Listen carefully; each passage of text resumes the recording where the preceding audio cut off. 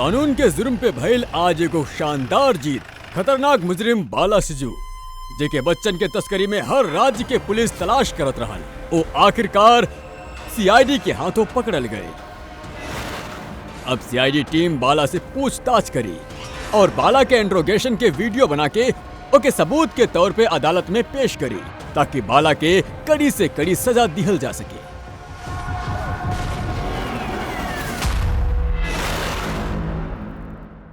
एक कप चाय मिली?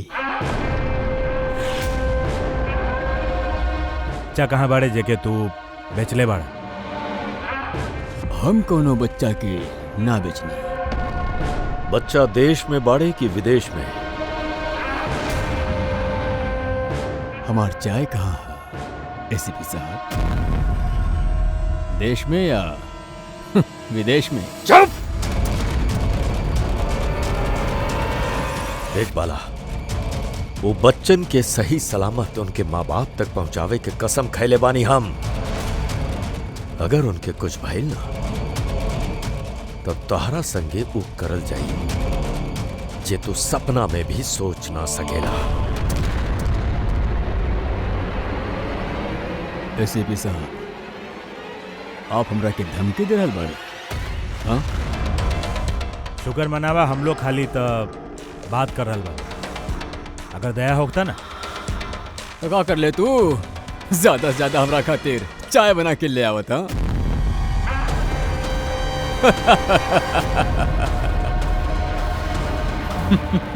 पैर नीचे करा। अरे मैडम जी, आप ही हमरा खातिर चाय बना के ले आई। वैसे भी औरतन के काम रसोई घर में ही होखेला। इस सीआईडी में कहाँ घूम फिर रहल बाड़ू आप? तो पूर्वी, और अगर हमके मैडम जी के हाथ के चाय अच्छा लागल तो हम इनसे शादी करे के बारे में भी सोच सके नहीं। वकील साहब, यह हद से ज्यादा बढ़ रहा है। कहे तो के इतना प्रॉब्लम काहे हो रहल बाबे?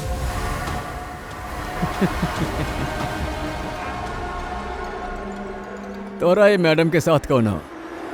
चक्कर वक्कर बाका? ये आपका कहीं नहीं, हमारे क्लाइंट पे हाथ उठाए नहीं आप।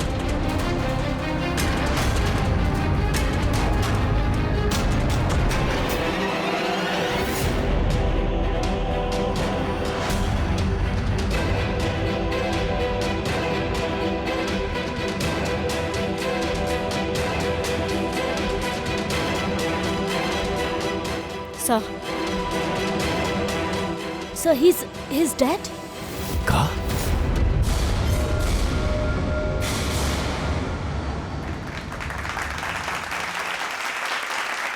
Good evening ladies and gentleman and welcome to सवाल जवाब। हम आपके होस्ट अभय कुमार आपके स्वागत कराता हैं। आज के विषय डिबेट है कि का हमनी के देश में कानून के रखवाला कानून से बड़ बनी। आप सब लोग हाल ही में ई केस के बारे में सुन ले हो खब कि सीआईडी के सीनियर इंस्पेक्टर अभिजीत पे बाला नामक एगो क्रिमिनल के मौत के इल्जाम लगावल गए। ऐसे आज हमने के साथ मौजूद बानी खुद senior inspector Abhijeet from the CID bureau. उनके साथ बानी ACP Pradyuman ji, welcome sir, और senior inspector Daya CID bureau से। हमने के पैनलिस्ट बारे ex army officer mister Ranbir, ex IB officer Sanjeet ji और एक्स जज मिस मंदिरा, और साथ ही बानी क्राइम के सीनियर एडिटर मदन कुमार जी, और साथ में मौजूद बड़े सीनियर जर्नलिस्ट और ह्यूमन राइट्स एक्टिविस्ट। तो हम शुरू करें चाहब ह्यूमन राइट्स एक्टिविस्ट से। कहीं ई केस के बारे में आपके का कहे गया? इनकरा जैसन ऑफिसर के वजह से ही कानून के नाम खराब हो रहल भाई देश में। एकदम सही। हाथ में गन या ताकत का आ जाले, इनके लगेला कि आपन मनमर्जी कर और मानव अधिकार के धज्जिया उड़ा देवेले इनका जैसन कानून के रखवाला। हाँ, हम तो कहता नहीं पुलिस वालन से गन ही वापस ले लेवे के चाहिए। गन चलावे के नैतिकता का होखेला ई लोगन के समझ में ना आवेले। हम तो ये कहब कि ई लोग खाली राय के पहाड़ बना रहल बाड़े। बाला सीआईडी वालन के साथ बदतमीजी करत रहल। अब ऐसे में अगर हाथ उठ भी गईल तो एकर मतलब ई त नइखे है कि अभिजीत पे खूनी बने के ठप्पा ही लगा दिया आप लोग। और कोनो मुजरिम से हो जाती खून तब आप ओकरा के छोड़ देती, चाहे फिर कोनो आम इंसान से नहीं खे ना। तब फिर जे नियम आम इंसान पे लागू होखेले उस सीआईडी वालों पे काहे ना होखे। मिस मंदिरा, आप कब से चुप बैठल बानी? ई विषय पे आपका कहे के चाहतानी? अभी जी हम चुप ऐसे बानी काहे कि हमरा के सीआईडी के बहादुरी के मिसाल लोग देवेले। उनका आज यहाँ अपमान कइल ठीक बा का? देखी, हमरा हिसाब से बहस के कोनो अंत नहीं खे कि अभिजीत सही बाड़े या गलत। ये सब आपन आपन नजरिया पे डिपेंड करेला। अब हम बात करे के चाहब एसीपी प्रद्युम्न जी से, जेकर लंबा करियर जौन देश के प्रति जिम्मेदारी और फर्ज से भरल हा। ई केस में आपके कर साथ दे, सीआईडी के, अभिजीत जी के, या फिर कानून के? देखिए, आज तक हम हमेशा कानून के साथ देत आइल बानी और आगे भी साथ देत रहा। इंसाफ हो के रही और हम ही केहू के कहे के मौका ना देहब कि कानून हम सीआईडी वालन खातिर अलग बा और आम लोगन खातिर अलग। जब तक इंक्वायरी कमीशन के डिसीजन नहीं खे आ जाता तब तक सीनियर इंस्पेक्टर अभिजीत सीआईडी के ड्यूटी से सस्पेंड रही हैं।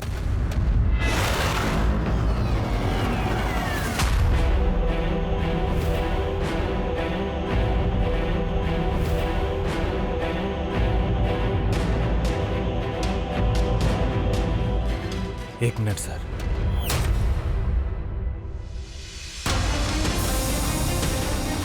सर, हमरा बारे में लोग का कहेले, इससे हमके कुछ फर्क ना पड़े। अभी आपके मुंह से जे कुछ सुन ली, बहुत तकलीफ हो रहा है। बस जौन कुछ भइल आपके सामने भइल, आप ओहिजा मौजूद रहे, अपन दिल पे हाथ रख के कहीं सर कि हम जानबूझ के वो आदमी के मरनी। और अगर आपके जवाब में हाँ है तो हम बिना कोनो अदालत के फैसला के खुद फांसी के फंदा के सामने जाके खड़ा हो जाए। अभिजीत रिलैक्स। ना यार दया, बस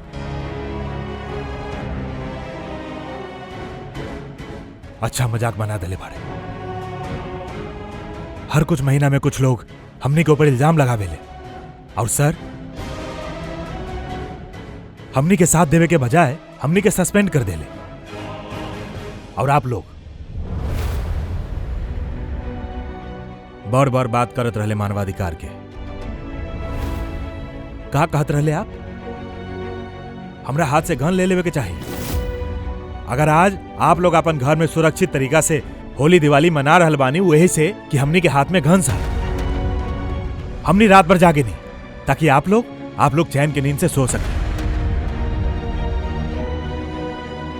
जब मुजरिम यहां सर पे बंदूक तानेला, छाती पे गोली चलावे वाला होखेला और तब आपके ये याद दिलावल जाला कि आपके पलट के मुजरिम पे वार ना करे के हा, खाली टांग पे गोली चलावे के हा, वो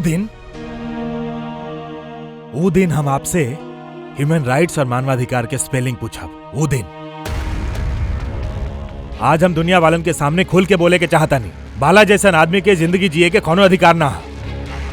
वैसे भी अदालतों के फांसी के सजा देत ना। कुछ दिन पहले मर गए तो कौन से तूफान आ गए। और इतना साल अगर सीआईडी में हमारा हाथ बंधल ना हो तो इनके जैसा लोगन के इंसाफ हम कब के कर चुकत होते। और वैसे भी ऐसा कानून के का फायदा जे मुजरिमन के सजा ना दे सकेला। और वो कानून हमरा के का सस्पेंड करे, हम खुदे सस्पेंड कर रहल बानी ऐसा कानून।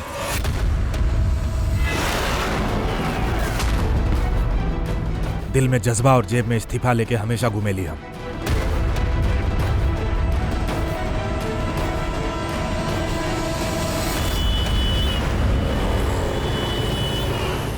अरे यार हम लोग तो दोस्त बानी यार, दोस्त। बैठ जा हमारा दोस्त। क्या चाहिए आपके यार? आप और हम एक चल चल।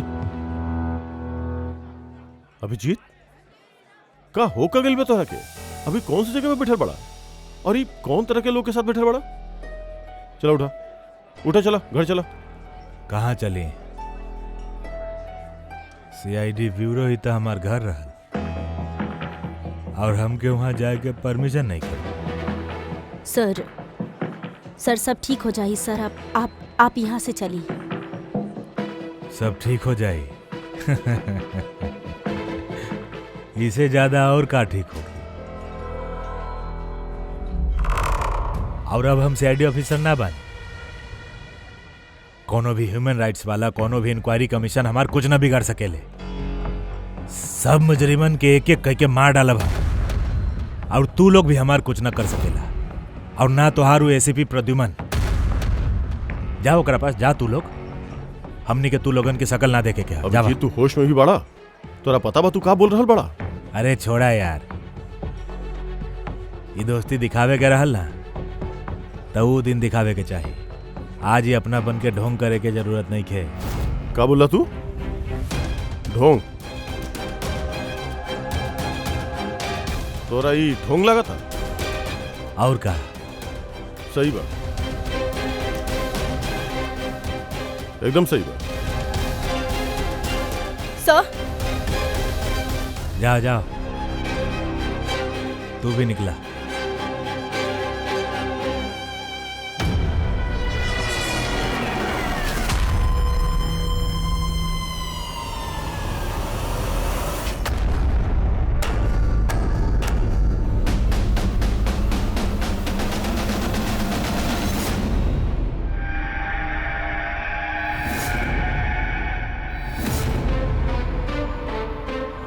ए, के बा यहाँ? ये आंख पे पट्टी काहे बांध ले बा? ए, खोला हमके। कहाँ लेके आ गईला? के बारा तू लोग? ए, खोला हमके।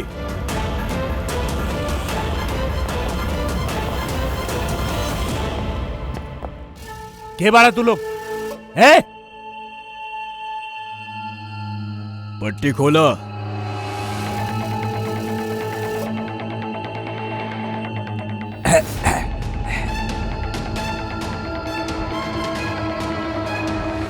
जाने ला केकरा के किडनैप कैले तू लोग?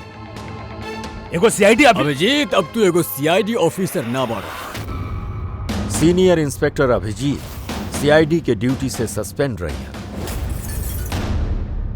डरा मत, तो के हमने से कौनो खतरा नहीं के। हमने क्या अपन दोस्त समझ। दोस्त? आखिर बाड़ा के तू लोग? सब पता चल जाए अभिजीत कि हमने के बानी और तोहरा से का चाहत बानी। वहां अंधेरा में छिपके काहे खड़ा बारा? हिम्मत आता सामने आवा। हमने अंधेरा में यही से बानी का है कि ई देश और समाज रोशनी में हमने के हमार काम करे न देना। का मतलब? हम भी तोहरा जैसन कानून के रखवाला बानी, बाकी तू कानून के दायरा में रह के काम करेला और हमने ओकरे बाहर।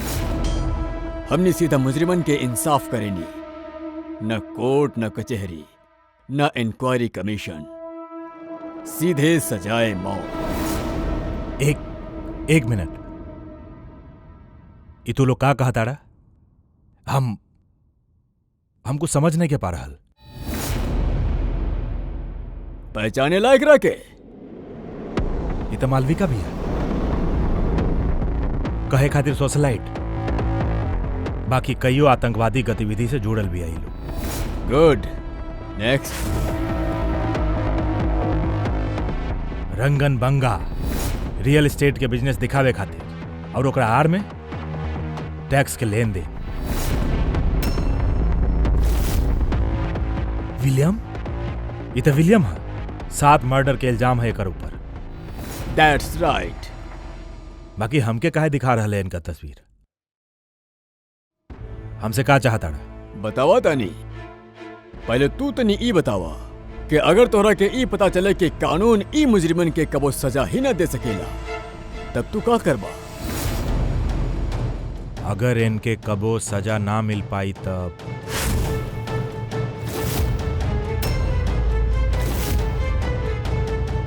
हम तो हम खुदे मार देव इनके। वैसे भी कौनो भी मुजरिम के धरती पे सांस लेवे के हक नहीं खे। सबके कुचल के मार देवे के चाहिए, सबके। Very good. तोहरा अंदर हम यह जोश और जुनून देखे के चाहत रहनी। हमने तुहार दर्द समझ सके नहीं अभिजीत। अगर बाला गलती से मारल भी गईल तो का फर्क पड़ेला? रहल तो वो एगो मुजरिम ही ना। अब तू ही बतावा अभिजीत, इतना साल के ड्यूटी के ई जे सिला मिलल तोहरा के, का ई ठीक बा? इनके जैसन ऑफिसर की वजह से ही कानून के नाम खराब हो रहा है देश में। और मानव अधिकार के धज्जिया उड़ा देवेले इनका जैसन कानून के रखवाला। हाथ में गने ताकत का आ जाले, इनके लागेला अपन मन मर्जी करी। नहीं खे, एकदम ठीक नहीं खे।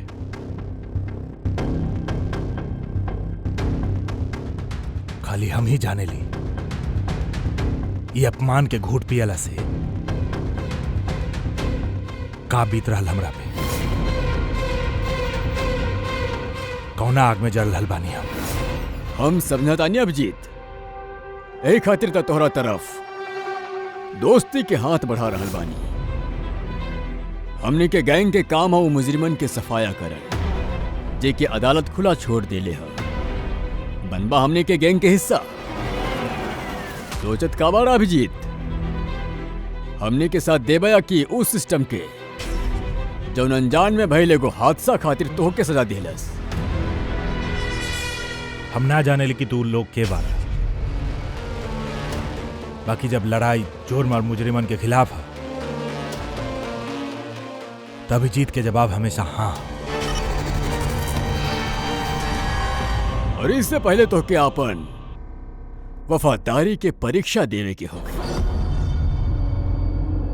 वफादारी के परीक्षा?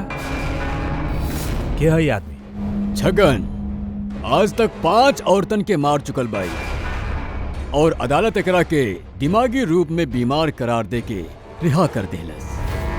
ला रिवॉल्वर और चलावा गोली।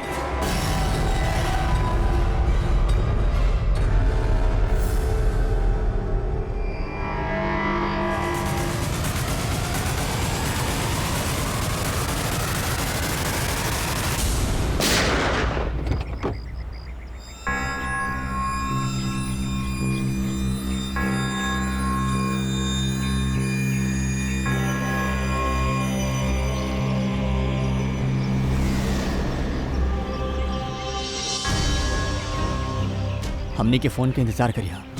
और हाँ, जे आपके तकलीफ भइल ना ओकरा खातिर सॉरी। और एगो बात ध्यान में रखिया, फोन हमेशा अपने साथ रखिया। अगर बाथरूम जाए के बाद तब हो।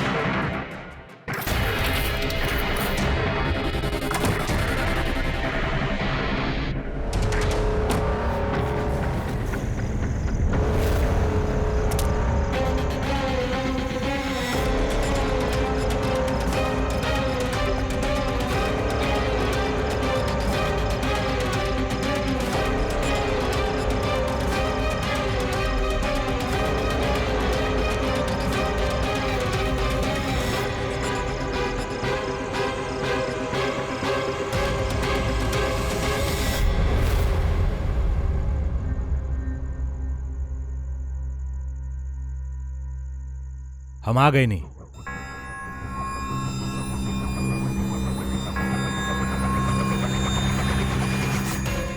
हमनी के अंदाजा सही निकला।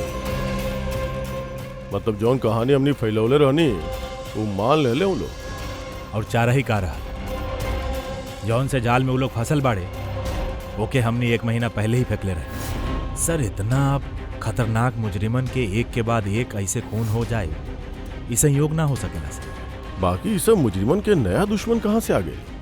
आ गईल या आ गईले ई पांचों के एक्के दुश्मन होखब तनी मुश्किल लागत है। बाकी सर अलग अलग दुश्मन बा तो फिर सब एक साथ हमला कैसे कैले? पूर्वी लोग अलग अलग हो सकेले, बाकी गैंग तो एक्के बा, मकसद भी एक्के बा, बुरा लोगन के खत्म कर। बाकी कानून अपना हाथ में लेके अलग अलग शहर पे अलग अलग टाइम पे खून करल इतना लंबा प्लानिंग कोनो एक आदमी के बस के बात नहीं की। एकदम सही कहता रहा अभिजीत। लगातार कुछ मिल गई बा तोरा के? हाँ हाँ बॉस। का बॉस इमे कोनो एक खूनी नहीं खे, काहे कि अधिकतर हर एक खूनी के खून करे के अपन एगो खास पसंदीदा तरीका होखेला। बाकी यहाँ ऐसा नहीं खे। ई देखिए एक गोली मारल गईल है, गोली बहुत दूर से मारल गईल है, बाकी गोली सीधा जाके दिल में लगला, 1 इंच भी इधर उधर नहीं के। दूसर का एके मार्शल आर्ट के कोनो एगो खास मूव से मारल गईल है, बहुते खतरनाक, एक झटका में। और ये तीसरा मर्डर? ये तीसरा एके जहर से मारल गईल है, एगो खास नुकीला चीज से जहर इंजेक्ट करल गईल है सीधा आर्टरी में, जहर तुरंत खून में मिल गई और ही खत्म। तो तीसरा मर्डर भी कोनो एक्सपर्ट के लिए बा सर? हाँ अभिजीत, पहला शार्प शूटर, दूसरा मार्शल एक्सपर्ट और तीसर का खास तरीका से जहर के इंजेक्शन देवे वाला। ई जे भी बाड़े ये लोग अलग अलग तरीका से जान लेवे के ट्रेनिंग पहले बा, जैसे कोनो स्पेशल एजेंट। और शायद ही गैंग में ऐसा सोच रखे वाला भी लोग शामिल होके जे समाज से मुजरिमन के मिटावल चाहता है। सर अगर ये लोग इतना एक्सपर्ट बाड़े तो ना ही कोनो सुराग छोड़ी है ना ही कोनो पहचान, इनका तक पहुंचल कैसे जाए?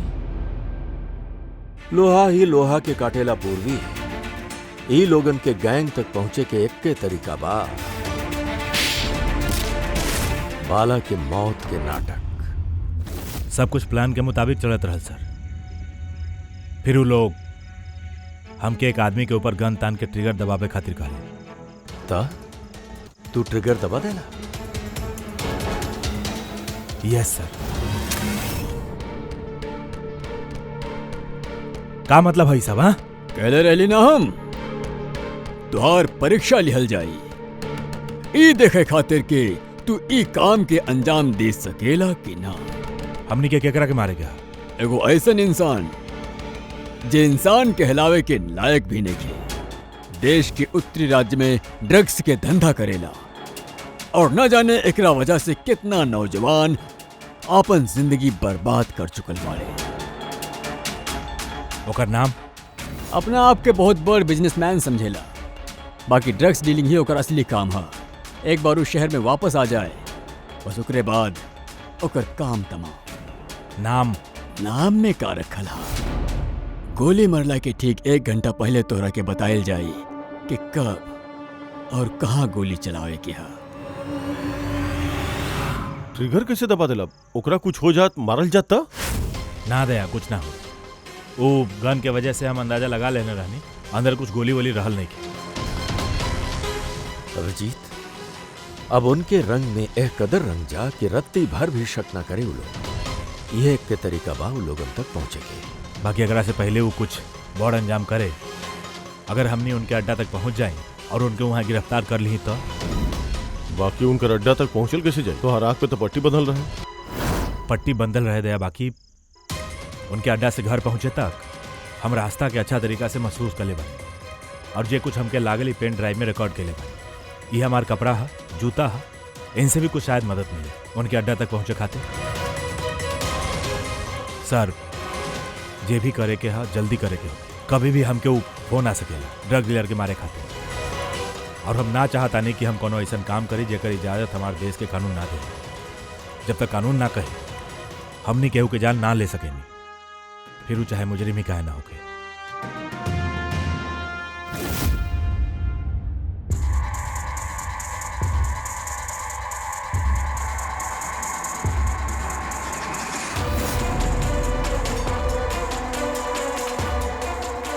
सुना, कुल मिला के 1.5 घंटा लागल रहे हमके उनके अड्डा से अपने घर तक आवे। कार के स्पीड 60 के ऊपर ना गए लोग। 15 मिनट गाड़ी ट्रैफिक जाम में फंसल रहे। 10:50 वो वक्त हमके केहू के अर्थी जा रहल सुनाई दे। और हाँ, जब हमने अड्डा से निकलल रहनी तो वहाँ कहीं मंदिर में आरती होत रहा लाउड स्पीकर। और कुल मिला के 6 ट्रैफिक सिग्नल पे गाड़ी रुकल रही और कुछ 5 फ्लाईओवर रहा और हर फ्लाईओवर क्रॉस करे में करीब 40 से 45 सेकंड लगा। रेलवे स्टेशन और एक फ्लाईओवर के नीचे रेलवे स्टेशन है जहाँ पे ट्रेन के अनाउंसमेंट होता है।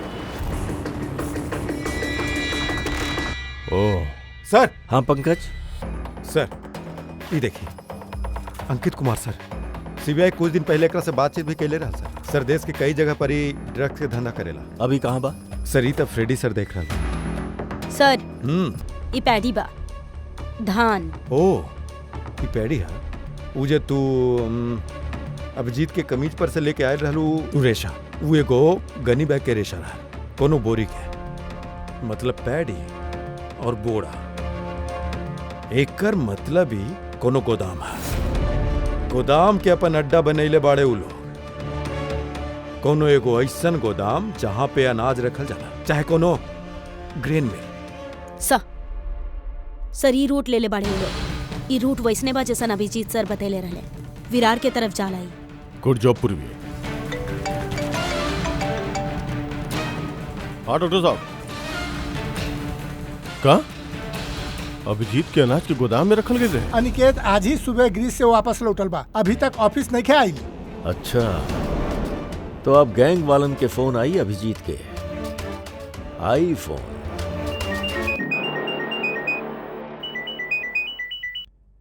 हेलो, आपके खातिर को खुशखबरी है अभिजीत सर। जौन घड़ी के आपके इंतजार रहा वो आ गई ना। आज आपके शुभ हाथों से एक मुजरिम की सजा मिली। ठीक 1.5 घंटा बाद एगो काला रंग की गाड़ी आई आपके पास और बता दे कि आपके केकरा पे और कहाँ गोली चलावे के। बाकी राइफल कौन से है? का फर्क पड़ेला? राइफल कौन सा? आपके सीआईडी ट्रेनिंग में हर किस्म के ट्रेनिंग दिहल जाला ना। ना ट्रेनिंग तो हमके सब हथियारन के हा। बाकी हमरा पास खाली एके चांस से गोली मारे के। अगर हमके पता हो कि हथियार कौन से है तब तनी आसानी होगी। RS 451। ओके, RS 451।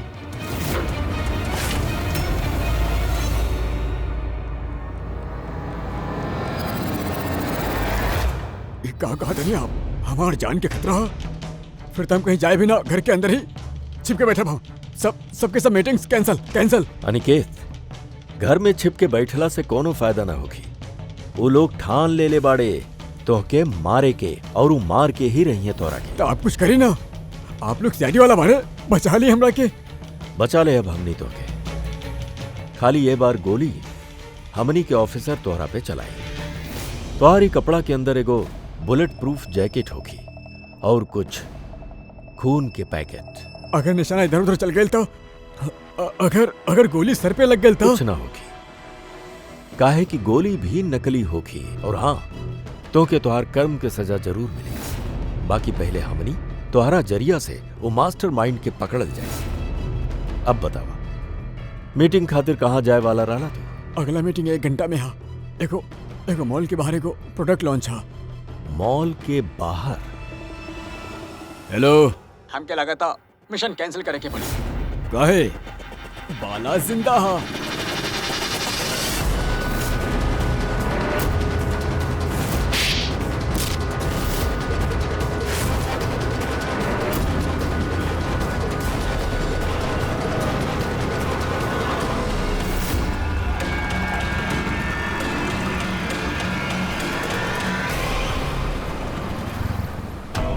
बहुत बड़ धोखा भइल बा हमनी के साथ में। अभिजीत के हाथ से केहू के खून भइल ही नहीं के। प्लान कैंसिल ना करब हमनी। सीआईडी और अभिजीत के ई धोखा के बहुत बड़ कीमत चुकावे की पड़ी।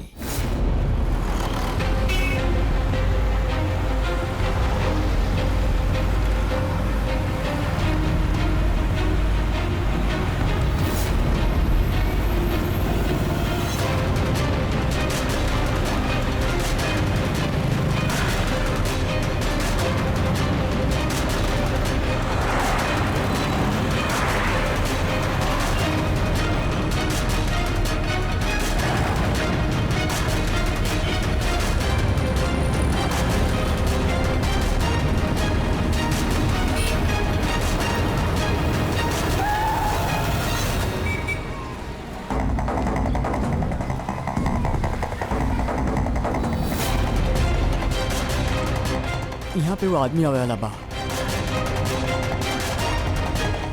बाकी वो आदमी बा के सबर करा, पता चल जाई। चला तो के वो जगह दिखावा तानी जहाँ से तो के गोली चलावे की हाँ करा।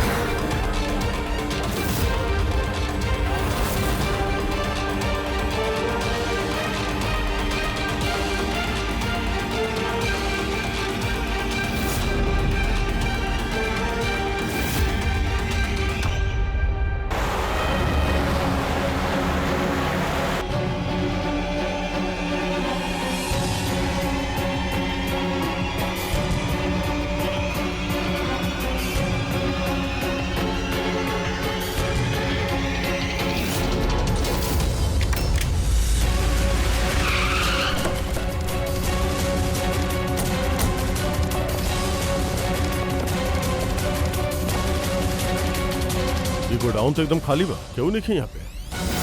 हाँ सर, ये वो गोदाम तो नहीं खेला जरा हमने ढूंढ रहा बानी। ओ भाई साहब, क्या बानी आप लोग?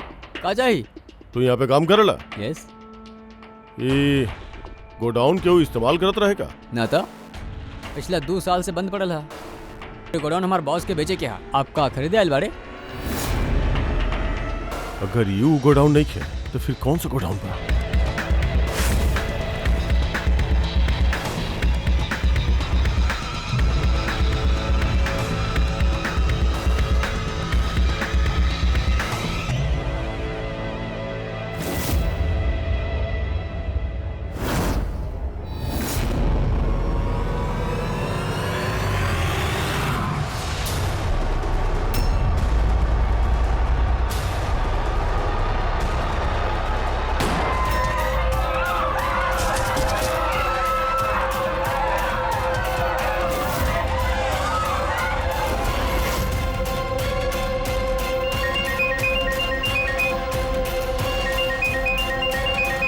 हेलो, मुबारक हो के अभिजीत, तुम्हार कामयाबी खातिर अनिकेत के टिकट कट चुकल है।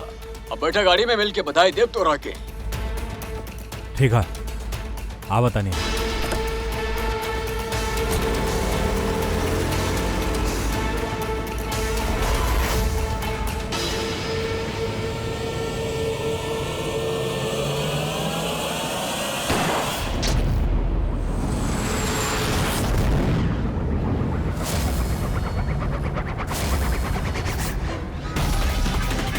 पंकज, उरहल, छोड़िया मत। ओ नो सर। का भाई? सर हमरा से एगो गलती हो गई। वो तिलक नगर वाला गोदाम मिस हो गई। सर ये देखिए सर, वहाँ पर भी मंदिर बा, शमशान बा, फ्लाईओवर बा और रेलवे ट्रैक बा। कहीं वह गोडाउन तो नहीं खे? कितना दूर बा यहाँ से? सर ट्रैफिक पता 40-45 मिनट लगी। सर मुजरिम के पता रहल हमनी के प्लान के। अभिजीत सर नकली गोली चलावे वाला रहले। अभिजीत के जान के खतरा बा, दया के फोन करके होगी। दया, देखा अनिकेत पे केहू तो गोली चलेले बा, असली गोली। हाँ, अभिजीत के जान के खतरा बा। उनके अड्डा के पता चलल? ला सर, ढूंढ रहल बानी। जल्दी जल्दी दया, टाइम नहीं खे हमनी के पास।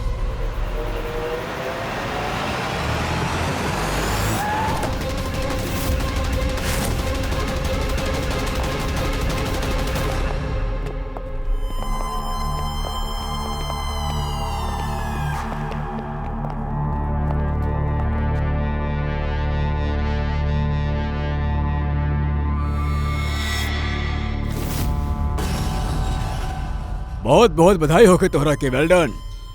अनिकेत के मौत की खबर हर न्यूज, हर चैनल पे छा गई। और अब तू हमने के विश्वास जीत ले हा। ऐसे अब हम अंधेरा से रोशनी में आके तो से अपन पहचान करवाई।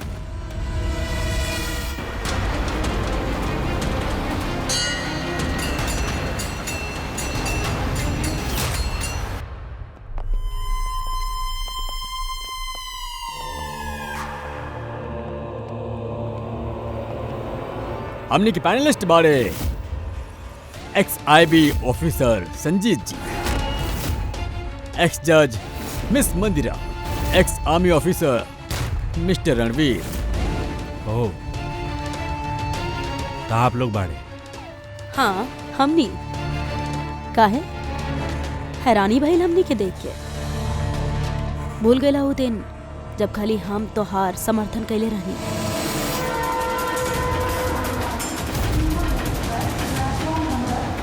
यह रेलवे स्टेशन। अभिजीत, हम सब के मकसद एक है, जुर्म के सफाया। मगर आपके चौथा साथी इनके का भइल? यही सामने काहे ना आ रहा? हम सामने आए भी ना, काहे कि तू एगो धोखेबाज बारा।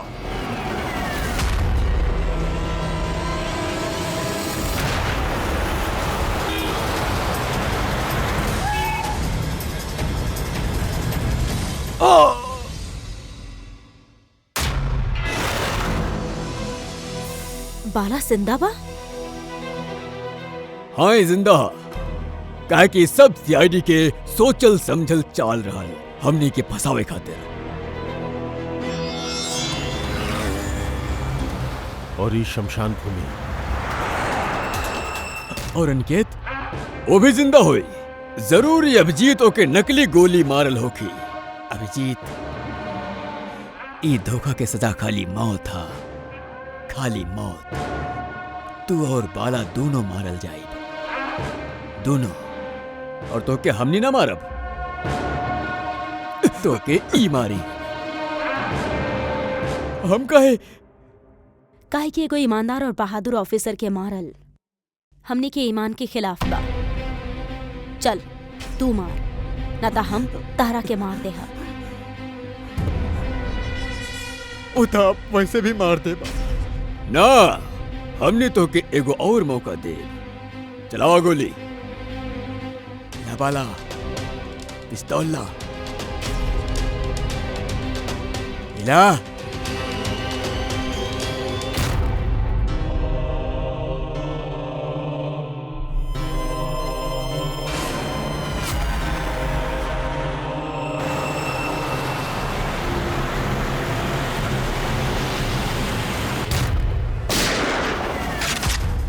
केहू भी ना भागी।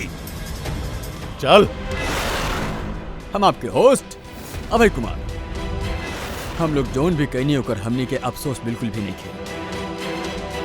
हम लोग भी देश खातिर कुछ करे के चाहत रहनी, जैसे आप लोग करे के चाहता रहे। देश खातिर कुछ कर जाई बहुते अच्छा बात बा, बाकी जे रास्ता तू लोग अपनेला ना ऊ गलत बा, कानून के खिलाफ बा। तो कानून कौन 100% परफेक्ट बा? ई उहे कानून बा जेकर चलते इतना सारा मुजरिम समाज में आजाद घूम रहल बाड़े। ओ अनिकेत के भी आप बचा लेनी ना? हाँ, अनिकेत के हमनी बचा लेनी, खाली गोली से, कानून से नहीं खे। समझनी?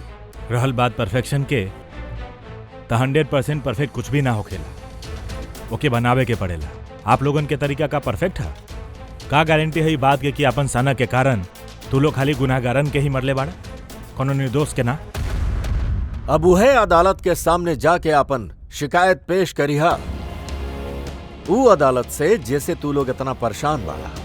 अब वह अदालत तोहार इंसाफ करी। अब पता चली तू लोगन के कि अपन देश के कानून के मर्यादा के एहसास का होखेला। केस बड़ा ही पेचीदा रहल सर। हाँ, तो मुजरिम भी तो पकड़ल गईले और एगो केस खत्म। चलो भाई, घर निकल जाए के का? बाकी अभी एक अपराधी के पकड़ल बाकी है। कहे दया। Hello CID। के बानी आप लोग? का चाहिए? हम विक्रांत बानी, क्राइम टीम से। हमने के यहाँ के तलाशी लेवे के यहाँ इस सर्च वारंट है। तलाशी?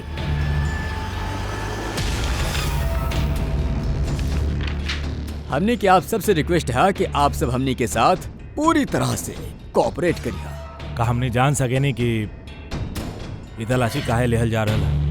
दमन के फांसी वाला केस में आप सबके खिलाफ कंप्लेन है। कि आप सब एविडेंस के साथ छेड़छाड़ के ले रहा। दया हमनी के पास आ, हमनी के जेल में। अगर दया के बचावे चाहता रहा तो पहले हमार भाई के बचावे होखी, न तो ठीक 4:30 बजे न खाली हमार भाई के फांसी होखी बल्कि सीनियर इंस्पेक्टर दया भी फांसी पे चढ़ी। तलाशी शुरू करा। आप सबके फोन रिकॉर्ड भी चेक करल जाए, आप सब पे कड़ी नजर रखल जाए।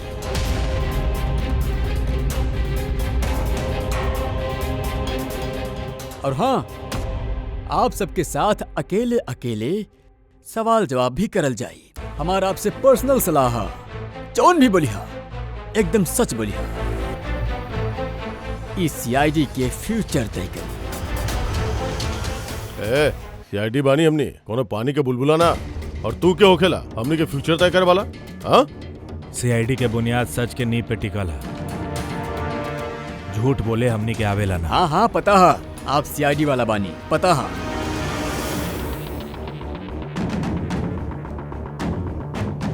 बाकी आप जौन भी बानी कानून से ऊपर नहीं खे। और अब वक्त आ गइल बा कि आपके कानून के याद दिला दिया जाए।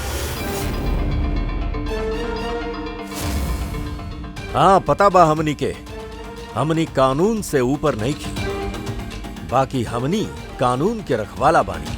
कानून के रखवाला हमनी सीआईडी वाला बानी। और हमनी गर्व से कहने की हमनी सीआईडी वाला बानी। और हमनी के खून के एक एक कतरा सीआईडी के देश के समर्पित बा।